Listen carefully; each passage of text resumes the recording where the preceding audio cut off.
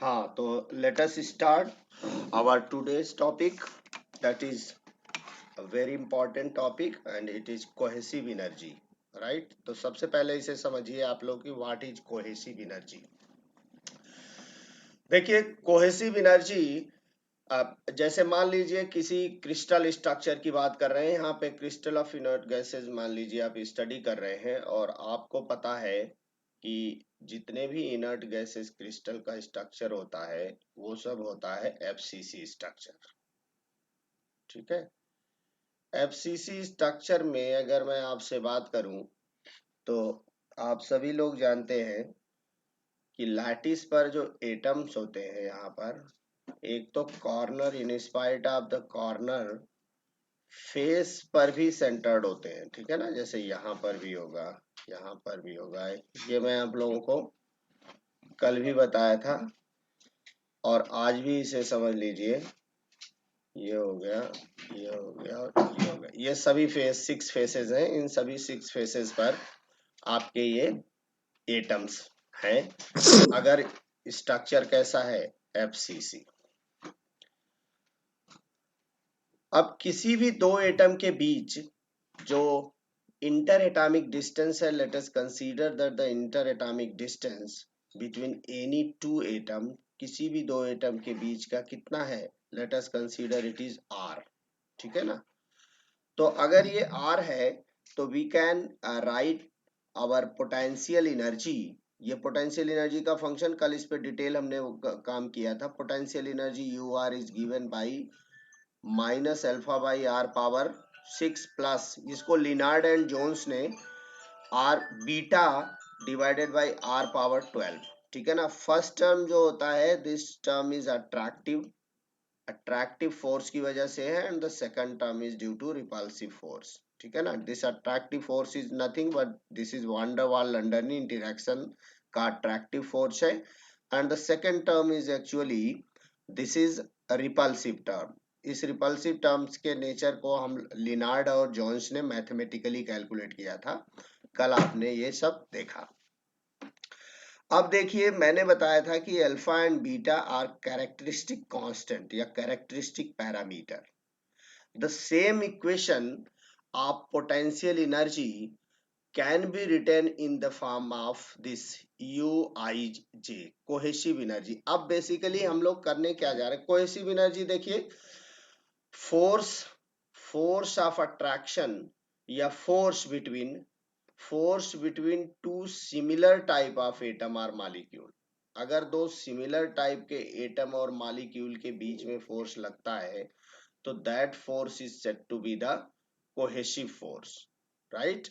और अगर एटम अलग अलग हो गए, लेट अस कंसीडर कि एटम या मॉलिक्यूल डिफरेंट टाइप के एटम या मॉलिक्यूल है, तो इनके बीच जो फोर्स होगा this force be said to be the adhesive. ठीक है, कोहेसिव फोर्स होता है, this is cohesive force, similar type के molecule, adhesive force, this is different type of molecule. अगर दो अलग तरह के मॉलिक्यूल हैं तो force between them is adhesive. ठीक है ना, सिमिलर टाइप के एटम्स आर मॉलिक्यूल है, force between them is cohesive, right. तो अब हम इस कोहेसिव एनर्जी के फॉर्म में अगर लिखना है तो we are only changing our parameters. ठीक है ना, कांस्टेंट की टर्म्स से इस इक्वेशन में किया क्या है, दो नए कांस्टेंट इंट्रोड्यूस किए गए हैं और ये जो दो नए कांस्टेंट इंट्रोड्यूस किए गए हैं, कौन से, एप्सिलॉन और सिग्मा, वो इस तरह से इंट्रोड्यूस किए गए हैं, देखिए कि put 4 pi sigma power 6 is equal to alpha. ठीक है ना, 4 पाई सिग्मा पावर 6, देखिए 4 एप्सिलॉन सिग्मा पावर 6, ये अल्फा रख दिया गया माइनस, ये सेकंड टर्म, ये निगेटिव वाली टर्म को मैंने यहाँ रिप्लेस कर दिया है। तो this is alpha and 4 epsilon sigma power 12 is equal to beta. देखिए यहाँ पर 4 जब मल्टीप्लाई करेंगे, 4 एप्सिलॉन सिग्मा पावर 12 ये आपका बीटा हो जाएगा, ठीक है ना। And R is replaced by R I J. R I J क्यों किया है? क्योंकि देखिए हम लोग इस एक्सप्रेशन में केवल 2 एटम की बात कर रहे हैं, बट पूरे लैटिस क्रिस्टल के अंदर नंबर ऑफ एटम होंगे, ठीक है ना, नंबर ऑफ एटम्स होंगे। तो किन्हीं 2 नेबरिंग एटम के बीच की जो डिस्टेंस है, रैंडमली हमने 2 एटम कंसीडर किए हैं। एक मान लीजिए आईएथ एटम है और दूसरा जेएथ एटम है, ठीक है ना, इन जनरल। तो in that case R R can be replace by R I J, ठीक है। ये आईएथ और जेएथ एटम में कोई भी आईएथ और जेएथ एटम हो सकता है, but they are neighbouring atoms, right. अब देखिए एक्सप्रेशन आपका क्या हो जाएगा अगर हम इंट्रोड्यूस कर दें ये दोनों कांस्टेंट एप्सिलॉन और sigma like this, then definitely this equation will be converted into this equation. ये इक्वेशन आप लोगों के सामने ऐसे देखिए, मैथमेटिकली किसी को कोई प्रॉब्लम तो नहीं है, लेकिन ध्यान रखिएगा ये प्योरली, मैंने पहले ऑलरेडी आपको बता दिया कि ये कोहेसिव एनर्जी का कॉन्सेप्ट यहाँ पर प्योरली मैथमेटिकल है। कुछ इसमें आप जो पैरामीटर इंट्रोड्यूस करेंगे उन पैरामीटर के बारे में बताएंगे। लेट अस कंसीडर कि हमने अल्फा के प्लेस पर रख दिया 4 एप्सिलॉन सिग्मा पावर 6 और बीटा के प्लेस पर हमने रख दिया 4 एप्सिलॉन सिग्मा पावर 12। अब ये जो epsilon and sigma power, epsilon और सिग्मा है, these are the new parameters, new constants. The value of these parameter can be measured. ये experimentally इन दोनों पैरामीटर को मेजर किया गया, ठीक है ना। और वो मेजर्ड वैल्यू मैंने यहाँ आप लोगों को लिख भी दी है, आप लोगों के बुक में भी गिवन है। जैसे अगर नियान, आर्गन, क्रिप्टन और जेनॉन के लिए देखें तो एप्सिलॉन की value it is in the unit of 10 to the power -23 joule के यूनिट में होगा। मीन नियान के लिए इसकी एप्सिलॉन की वैल्यू होती है 50 into 10 to the power -23 joule. Argon के लिए 167 into 10 to the power minus, ये सब एक्सपेरिमेंटली कैलकुलेटेड वैल्यूज हैं किनकी, एप्सिलॉन और सिग्मा की, ठीक है। बस आप ये इसका ट्रेंड देख लीजिए कि नियान से जेनॉन तक जैसे आप मूव करते हैं एटॉमिक नंबर इंक्रीज होता है, तो value of epsilon is also increasing. See 50 167 multiply by 10 to the power -23 joule, 225 320, this is for xenon, right। और सिग्मा की value is also increasing. Sigma की यूनिट जो निकलेगी अगर आप इसकी यूनिट कैलकुलेट करें तो यू विल गेट दैट कि ये एक तरीके से लेंथ है, सिग्मा इज ए लेंथ, ठीक है ना। किस ऑर्डर में है, एंगस्ट्रॉम ऑर्डर में है। और इसकी वैल्यू नियॉन क्रिस्टल के लिए 2.74 होती है, ठीक है ना। तो देखिए हमने कुछ नहीं किया है, कल वाले वर्क को थोड़ा सा आगे बढ़ाते हुए यहाँ पर ये जो potential energy can return in terms of cohesive energy, now this U I J is cohesive energy. पर ये कोहेसिव एनर्जी जब कहलाएगी जब ये आर आई जे ये इक्विलिब्रियम पोजीशन पर एटम के बीच जो शॉर्टेस्ट डिस्टेंस होगी, ठीक है ना, देन दैट विल बी अभी बाद में। लेकिन कोहेसिव एनर्जी के लिए आपने वर्क करना शुरू कर दिया by introducing 2 new parameters, and these 2 new parameters are epsilon and sigma। और epsilon and sigma की वैल्यू आपने एक्सपेरिमेंटली कैलकुलेट कर लिया and these values are given in this table। इस टेबल में ये वैल्यू गिवन है। आगे मैथमेटिकल कैलकुलेशन के लिए आप इन वैल्यू को, जैसे फॉर एग्जांपल अगर नियॉन क्रिस्टल की आप स्टडी कर रहे हैं तो सिग्मा की वैल्यू पुट करेंगे इतना, और अगर आपसे कोहेसिव वैल्यू और सिग्मा की वैल्यू ये और एप्सिलॉन की वैल्यू दिस, अगर आपसे न्यूमेरिकल क्वेश्चन पूछता है तो डेफिनेटली ये दोनों पैरामीटर्स आपको गिवन होंगे, ठीक है। तो let we move forward next. ये इक्वेशन ध्यान रखिए, इसके आगे हम लोग बढ़ते हैं।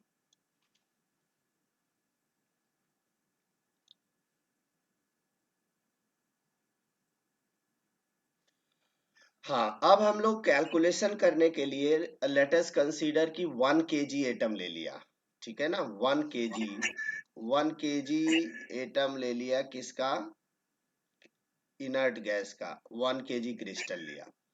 तो आप लोगों को पता होगा कि 1 kg क्रिस्टल, 1 kg में जो नंबर ऑफ एटम होते हैं वो एवोगैड्रो नंबर के बराबर होते हैं। ठीक है ना, हमने यहाँ पर MKS सिस्टम या SI यूनिट की टर्म्स में लिखा है, इसलिए 1 kg ले लिया है। Some time it is taken 1 gram to 1 gram भी लिया जाता है, तो उसमें भी number of atoms are actually equal to the Avogadro number.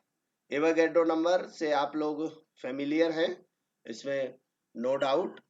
इसलिए अगर पूरे 1 kg क्रिस्टल के लिए अगर हम लोग बात करेंगे तो आवर एक्सप्रेशन विल बी, हमारा एक्सप्रेशन हो जाएगा, देखिए समेसन लगेगा, क्योंकि ये समेसन अब ith एटम जो आई वेरी करेगा वो कहां से कहां तक वेरी करेगा, इट विल वेरी फ्रॉम 1 एक से लेकर के एवोगैड्रो नंबर के बराबर n तक।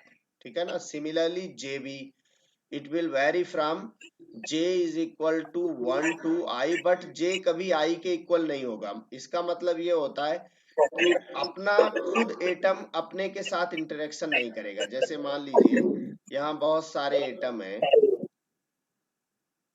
लैटिस के अंदर बहुत सारे एटम है, तो मान लिया मैंने ये ith एटम है, ये jth एटम है, तो इनके बीच का जो इंटरेक्शन होगा that interaction will called, this is ijth distance जो होगी r ij कहलाएगी। ठीक है, और ये ith का jth के साथ इंटरेक्शन।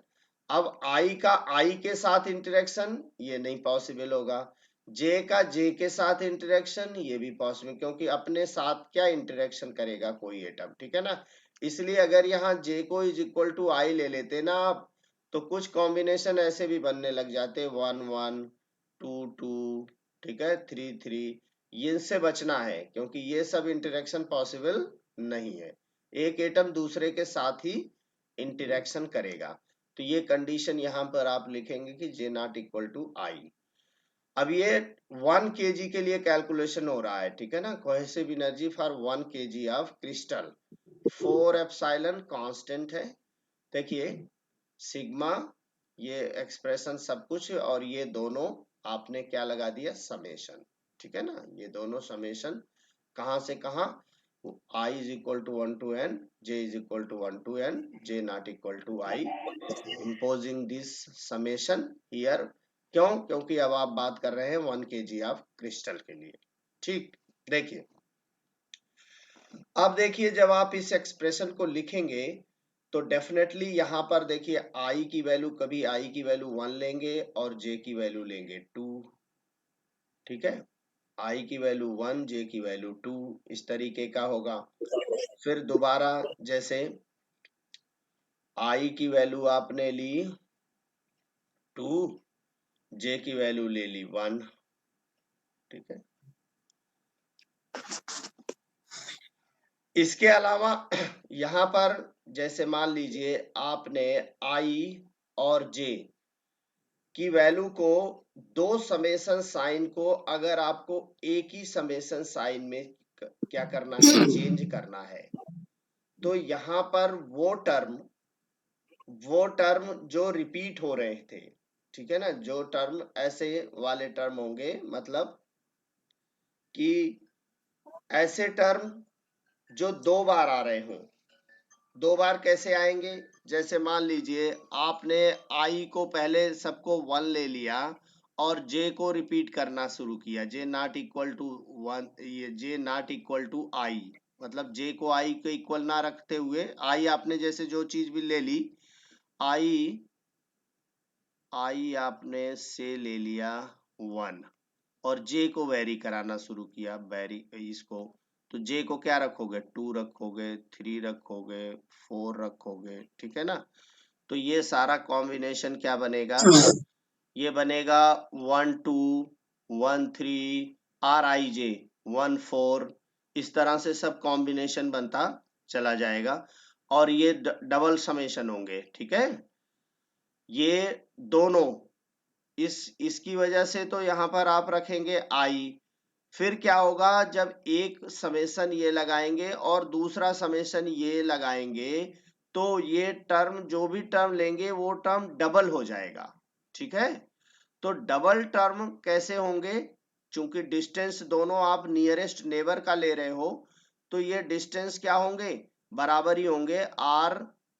R12, ठीक है, R13, ये सब नियरेस्ट नेबर हैं एक एटम के। तो ये क्या होगा कि अगर इन डबल समेशन को आपको सिंगल समेशन करना है, जैसे मान लीजिए ये समेशन है आपका, इसमें कुछ ऐसे पेयर होंगे, आई जे पेयर को अगर एक बार लेना है आपको, तो you must have to introduce a factor half. जो डबल हो रहा है ना, इसमें जो जो टर्म डबल हो रहे होंगे, उन डबल टर्म को, वो डबल टर्म किसकी वजह से हो रहे हैं, ये दो समेशन टर्म की वजह से डबल हो रहे हैं।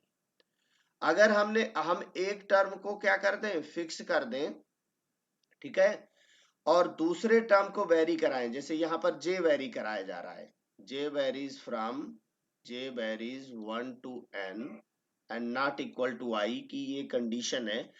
तो यहां पर अगर एक समेशन को आपको हटाना है, एक समेशन को, तो देन यू इंट्रोड्यूस 1/2। ऐसा 1/2 करने से जो डबल टर्म्स हो रहे थे, वो डबल टर्म सब हाफ हो गए और समेशन को एक सिंगल समेशन आप इंट्रोड्यूस कर सकते हैं। ठीक है ना, तो मल्टीप्लाई, ये जो इसके बाद ये डबल समेशन को अगर आप सिंगल समेशन में कन्वर्ट करना चाह रहे हैं, तो you convert it by applying, देखिए इसको हाफ कर दीजिए और जे को केवल इसमें से एक समेशन को, एक पैरामीटर को वेरी करा दीजिए। ठीक है ना, यहाँ पे दोनों वेरिएबल थे आई और जे, और आई जे दोनों वेरिएबल होने की वजह से क्या हो रहा था कि अगर दोनों समेशन को आप लेके चलते तो बहुत सारे ऐसे टर्म्स होते जो दो दो बार आ जाते, डबल आ रहे थे। उन डबल टर्म को बचने की वजह से मल्टीप्लाइड बाई 1/2, हाफ कर दो और एक समेशन यहाँ से हटा दीजिए। तो दिस विल बी एक समेशन टोटल, ये हो गया आपका टोटल। अगर ये जुड़ता तो कुल n आता टर्म, बट n को divided by 2, n/2 4 epsilon constant. एक समेशन अभी भी बच गया आपका, that is j from 1 to n summation, same आपने यहाँ पर sigma rij power 12 minus sigma divided by rij power 6। This is your, late put it equation number 1। ठीक है ना, ऐसा कैसे हुआ है इसको बताने के लिए, डबल समेशन को जब आप सिंगल समेशन में कन्वर्ट करेंगे तो वो सारे टर्म जिसमें जो क्या हो रहे थे, पेयर हो रहे थे, उन पेयर को एक बार ही लेना था। ठीक है ना, pairing terms you must take it only one time. ठीक है, जब एक बार लेंगे तो you must have to this put, इसको पुट करना पड़ेगा 1/2। अब देखिए, अब now if r is the nearest neighbour distance, अब ये चीज, जैसे मान लीजिए एक एटम दूसरे एटम से कितने डिस्टेंस पर है, यही डिस्टेंस तो आपकी rij डिस्टेंस है। दिस डिस्टेंस इज rij, अगर ये ith एटम है और ये jth एटम है, तो the distance between these two atom is said to be rij। अब इस rij को भी हम एक दूसरे पैरामीटर की टर्म्स में लिखने जा रहे हैं कि nearest neighbour distance of atom in the crystal, अगर r है, कैपिटल R, तो इन टर्म्स ऑफ कैपिटल R हम पुट करने जा रहे हैं इसको rij, जनरल डिस्टेंस। ठीक है ना, rij can be put like this, a factor pij time capital R। ठीक है, कैपिटल R, अगर आपसे कोई पूछता है कि what is this capital R, PIJ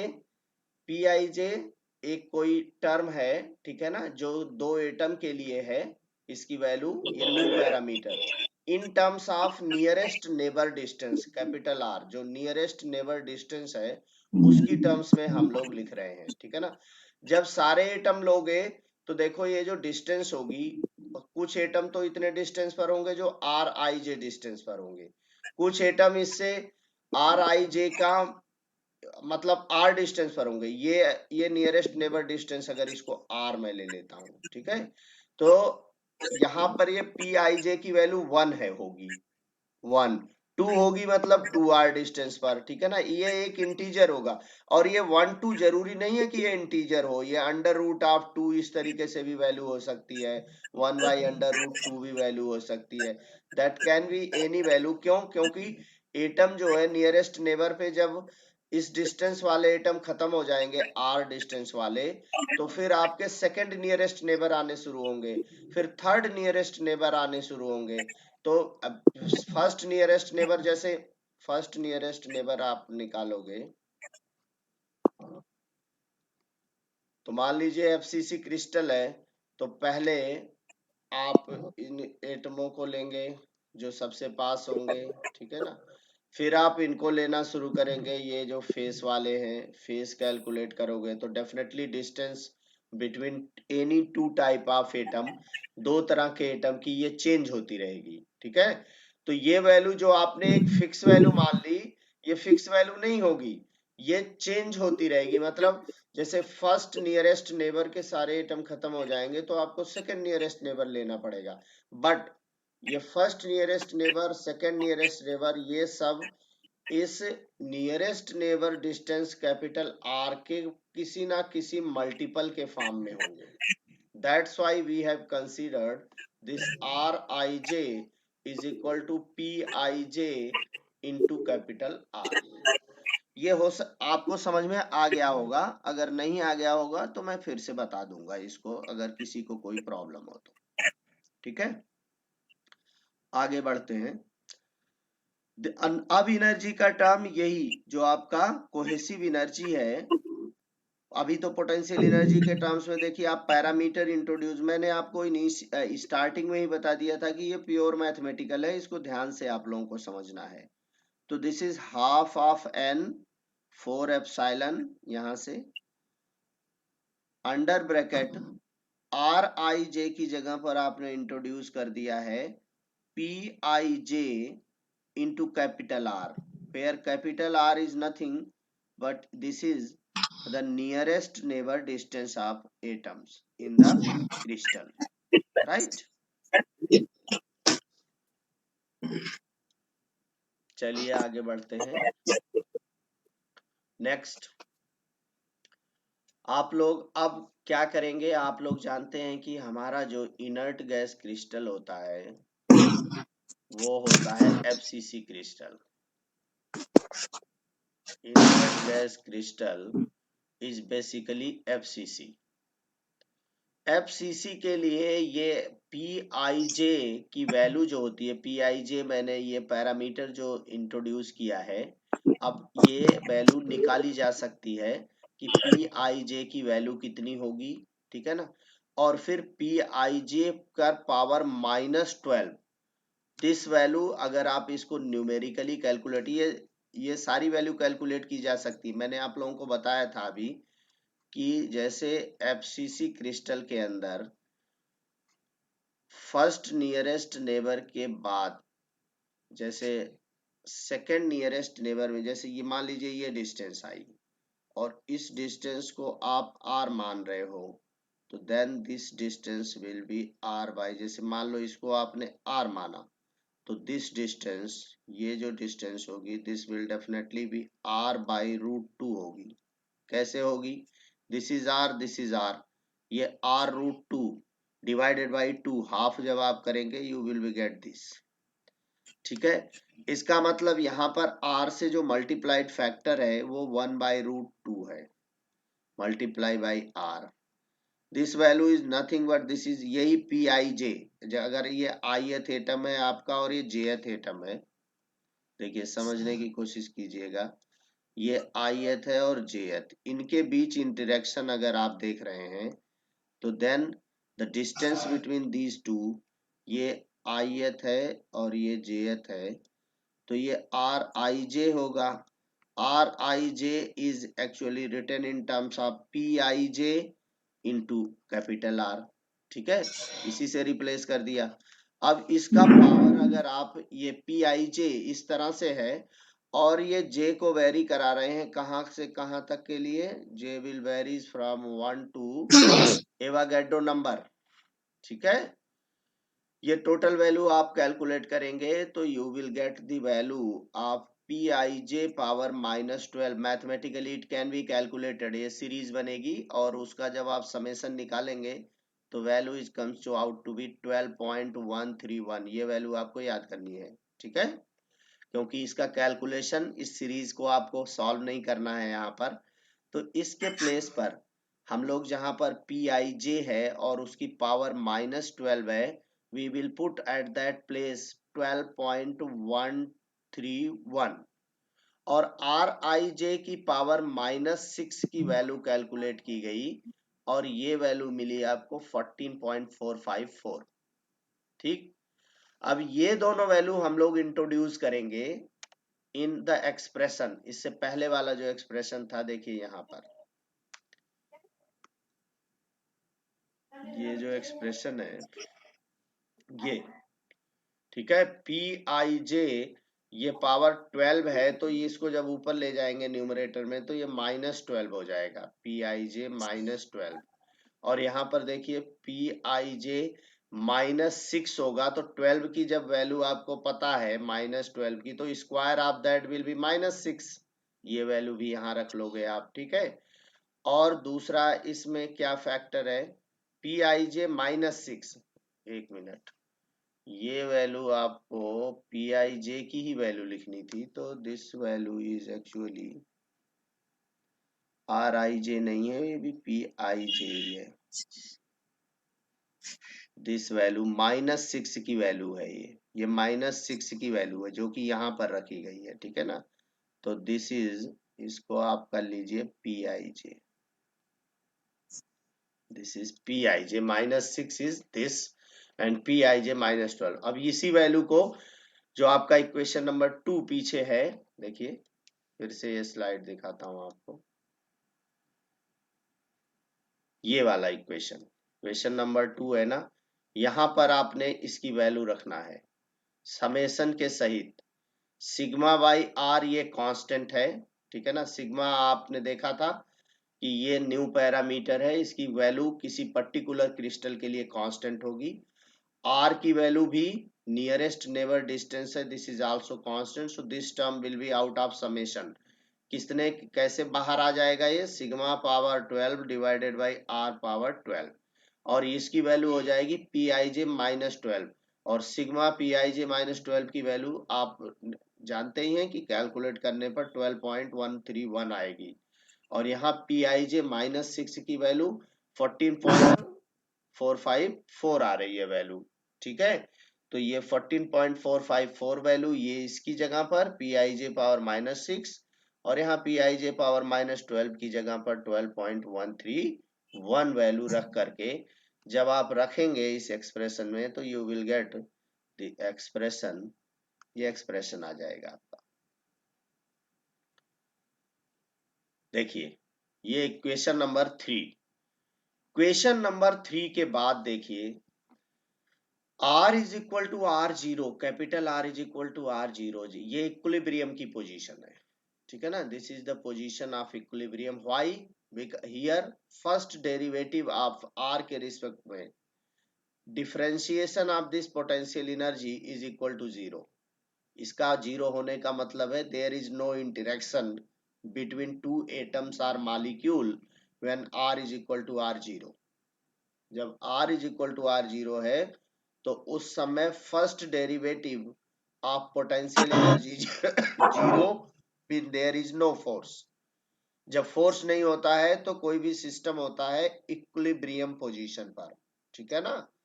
और आप इक्विलिब्रियम पोजीशन पर जो पोटेंशियल, यहां से आपको कंडीशन निकलेगी, क्यों, क्या निकलेगी, R0 सिग्मा की value you can calculate bye substituting this expression. ये सब काम इक्विलिब्रियम पर हो रहा है। At equilibrium you can impose this condition, right. तो करना कुछ नहीं है, इसको आप डिफरेंशिएट कर दीजिए विद रिस्पेक्ट टू आर। तो देखिए डिफरेंशिएशन, सबसे पहले कांस्टेंट टर्म, इस कांस्टेंट टर्म को ये हो जाएगा 2n एप्सिलॉन, ठीक है ना, वो बाहर ले लिया। दूसरा आप देखिए, जब इन दोनों डिफरेंशिएशन को करेंगे तो r दोनों जगह डिनोमिनेटर में है, पावर 12 यहाँ पावर 6, तो आपको पता है डिफरेंशिएशन जब करोगे तो दोनों टर्म निगेटिव आएगा, इसलिए वो निगेटिव टर्म सबसे पहले बाहर ले लिया गया है, ठीक है, निगेटिव पर।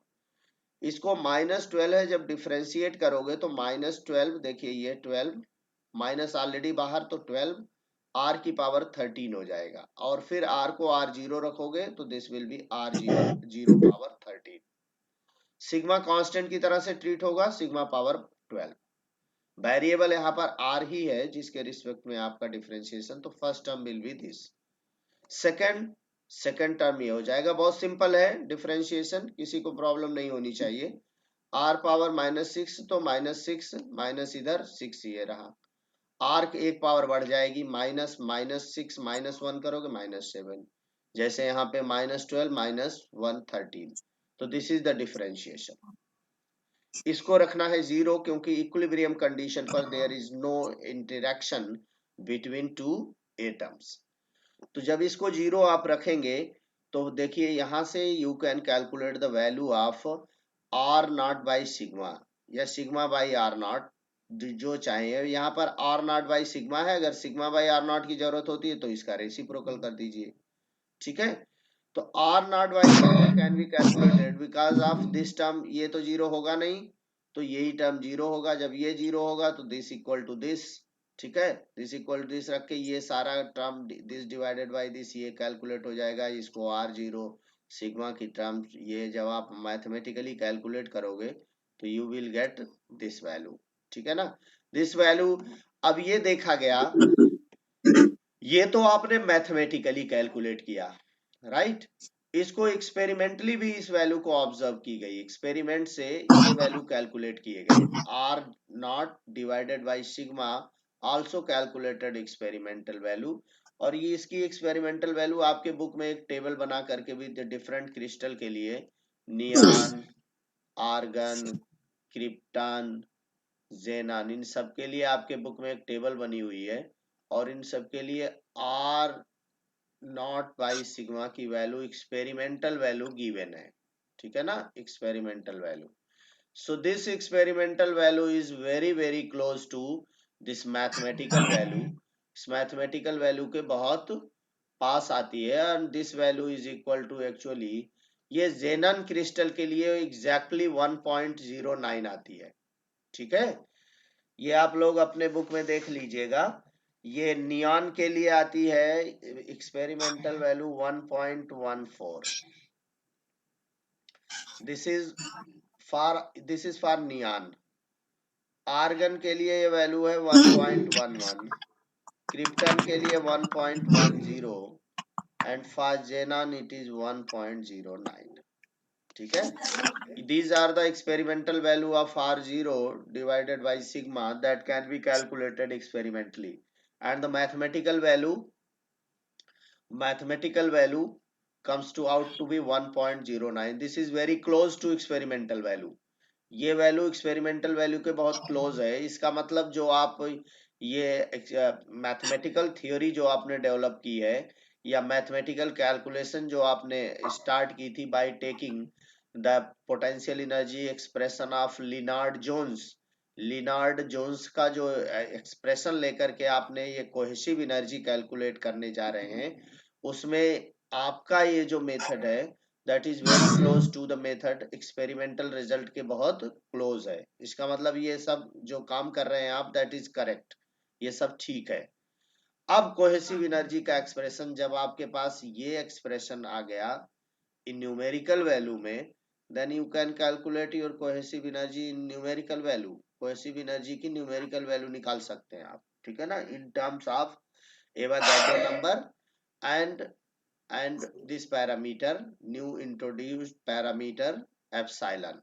एप्सिलॉन आपको पता ही है कि ये अल्फा और बीटा से रिलेटेड है, and alpha beta are also the characteristic constant, किसी पर्टिकुलर कैरेक्टरिस्टिक क्रिस्टल के लिए उनकी वैल्यू फिक्स होती है, उस वैल्यू को रख करके ये टर्म भी हम लोग निकाल सकते हैं, ताकि ये दोनों टर्म कांस्टेंट ही हो। for a particular crystal. So substituting this value R naught by sigma, that is equal to 1.09 in this expression. ऊपर वाले एक्सप्रेशन में जब आप रखोगे तो देखिए हाफ एन फोर, ये यहां से ले लिया यहां से, ठीक है। यहाँ देखिए सिग्मा, इसको यू नॉट हो जाएगा जब आर को आप आर नॉट लिख लेंगे, ठीक है ना। यहाँ आर नॉट इंट्रोड्यूस कर दीजिएगा, ये हो जाएगा U naught half N four epsilon, ये value outside of this bracket 12.13 आएगा 131, इसको हो जाएगा sigma by R zero power 12, yes, minus this sigma by R zero power 6। इसका मतलब यहां पर आपको रखना है 1 बाई, ये इसका रेसिप्रोकल ले लीजिए, यहां रख दीजिए पावर 12, इसी का रेसिप्रोकल यहां रख करके पावर 6। अब ये सारी वैल्यू कैलकुलेट करेंगे, यहाँ जितने भी फैक्टर आपको इंटीजर दिख रहे हैं 1/2 4, ये तो 2 हो जाएगा, और multiply by this all this value, that will coming out to be a negative value आएगी, क्योंकि ये फैक्टर बड़ा होगा, यहाँ पे ध्यान दीजिएगा। तो ये minus of 2 point, negative value यहाँ पर जो ये इंडिकेट कर रही है कि जो फोर्स कोहेसिव फोर्स होगा अट्रैक्टिव होगा, ठीक है। और ये negative -2.15 multiply by 4 n epsilon, n epsilon, ये भी इन्हीं के टर्म्स में वैल्यू लिखी है। क्यों? क्योंकि ये एन की वैल्यू तो सेम होगी सभी क्रिस्टल के लिए for 1 kg of crystal, but epsilon will vary for different type of crystal. It will vary for neon के लिए इसकी वैल्यू कुछ और होगी, आर्गन के लिए कुछ और होगी, क्रिप्टन के लिए अलग और जेनन के लिए अलग। And by substituting the value of this epsilon in this equation, you will calculate. आपको जो प्रूव करवाएगा वो कोहेसिव एनर्जी का यही एक्सप्रेशन आपसे निकलवाएगा, ध्यान रखिएगा। तो this expression is -2.15 times 4n epsilon. अब यहां पर बताएंगे कि where n is Avogadro number and epsilon is a new parameter which is related with alpha, और ये अल्फा से कैसे रिलेटेड है वो आप स्टार्टिंग में मैंने आप लोगों को बताया था कि this is alpha is what this is 4 pi sigma power 6 is equal to alpha, right. और 4 epsilon pi not pi 4 epsilon sigma power 6 is equal to alpha, and 4 epsilon sigma power 12 is equal to beta, right? So with the help of these two alpha beta parameter आप पहले familiar थे, अब ये नए आ गए epsilon और sigma, और epsilon और सिग्मा की ये वैल्यू गिवन है, ठीक है। तो किसी भी क्रिस्टल के लिए देखिए 4n ये आ रहा है ना आपका 4n एप्सिलॉन, ये टर्म आ रहा है, तो n एवोगाड्रो नंबर 6.023 इंटू 10 की पावर 23, ठीक है। This is Avogadro number and epsilon experimentally observe value of epsilon, अगर नियान स्टडी कर रहे हैं तो 50 रख लीजिए, ठीक है। आर्गन 167, क्रिप्टॉन की स्टडी हो रही है 225, और जेनन के लिए इट इज 320। तो देन आप ये फाइनली इस वैल्यू को इसमें इंट्रोड्यूस करके कोहेसिव एनर्जी कैलकुलेट कर सकते हैं। देखिए this is cohesive energy U nought, that is equal to -2.15 multiply by 4 n Avogadro number, value रख दीजिए। एप्सिलॉन टेबल अभी आपको मैंने स्लाइड नंबर 1 से आपको दिखाया, एप्सिलॉन की वैल्यू फॉर एग्जांपल नियान के लिए यहाँ पे लिखेंगे फॉर नियान, अगर नियान का कैलकुलेशन कर रहे हैं तो for neon epsilon is equal to 50, ठीक। तो so this value can be cohesive energy can be calculated for inert gas crystal, inert gas crystal के लिए आप इसे कैलकुलेट कर सकते हैं।